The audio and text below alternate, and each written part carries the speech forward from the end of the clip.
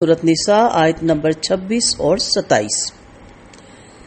یرید اللہ لیبین لکم ویہدیکم سنن الذین من قبلکم ویتوب علیکم واللہ علیم حکیم۔ اللہ چاہتا ہے کہ تمہارے لیے کھول کر بیان کرے اور تمہیں ان لوگوں کے طریقے کی ہدایت دے جو تم سے پہلے تھے، اور تم پر مہربانی فرمائے، اور اللہ سب کچھ جاننے والا ہے اور کمال حکمت والا ہے۔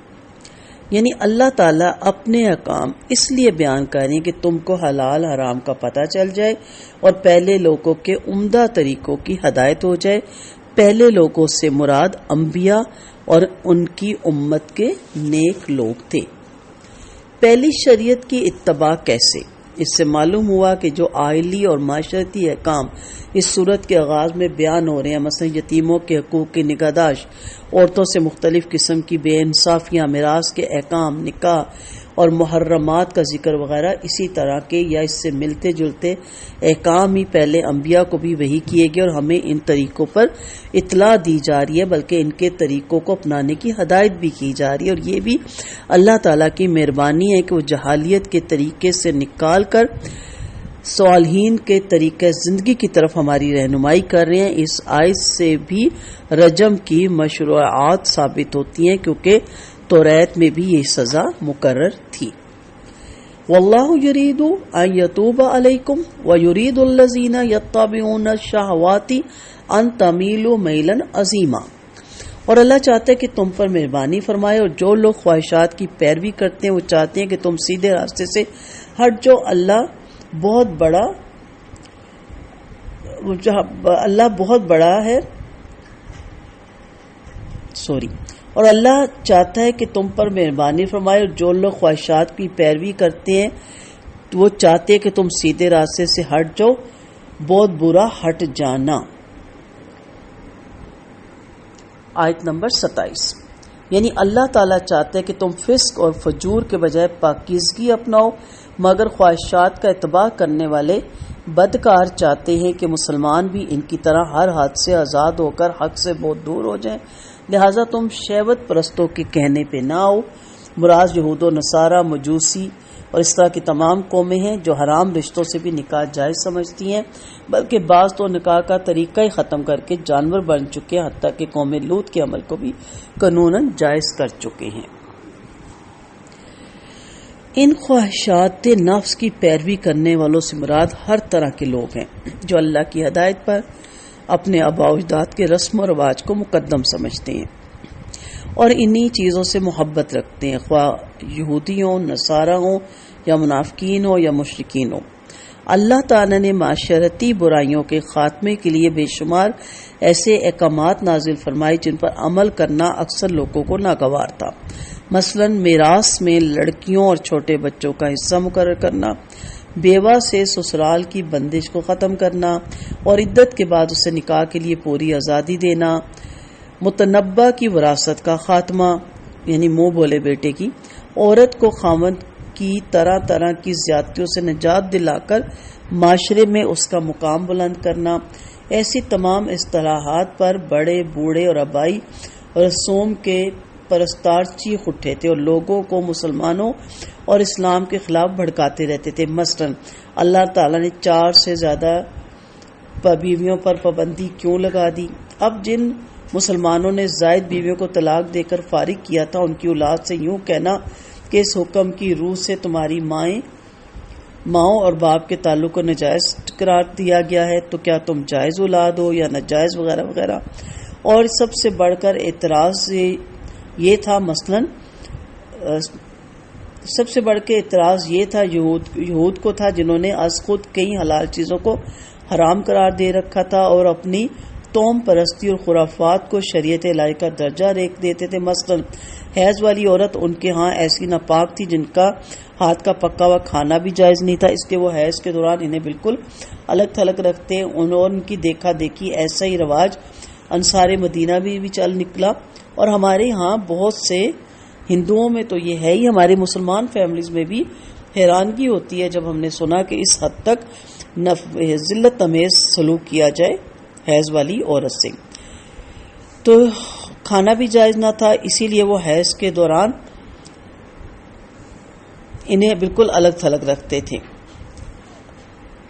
اور ان کے دیکھا دیکھی ایسا ہی رواج بہت سے قوموں میں آ گیا، مگر قرآن کے حکم کی روح سے صحبت کے علاوہ حیض والی عورت سے تمام تعلقات اسی طرح رکھے جا سکتے ہیں جس طرح پاکیزگی کے دوران ہوتے ہیں۔ ایسی باتوں پر یہود چلا اٹھے کہ دیکھو یہ نبی ناپاک کو پاک اور ہر حرام کو نعوذ باللہ حلال بنانے پر تلا ہوا ہے۔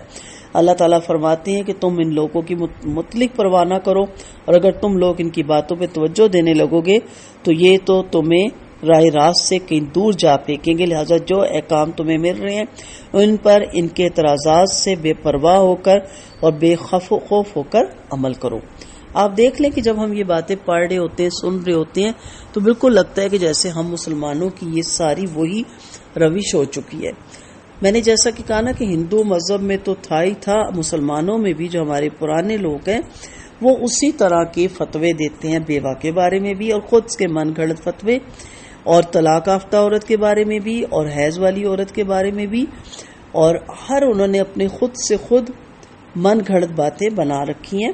اور اسی طرح مرنے والے کے بارے میں بھی، اور 40 دن اس کمرے میں دیا جلایا جائے جی جہاں اس کو غسل دیا ہے، اور اس کے بعد اس کی روح رخصت کی جائے۔ اتنا کچھ ہے کہ اس پہ میں بولنے لگ جاؤں تو عمریں گزر جاتی ہیں۔ تو یہاں پہ اللہ تعالیٰ نے فرمایا اے مومنو، اللہ تعالیٰ ارادہ کر چکا ہے حلال و حرام تم پر کھول کھول کے بیان فرما دے، جیسا کہ اس صورت میں اور دوسری صورتوں میں اس نے بیان فرمایا۔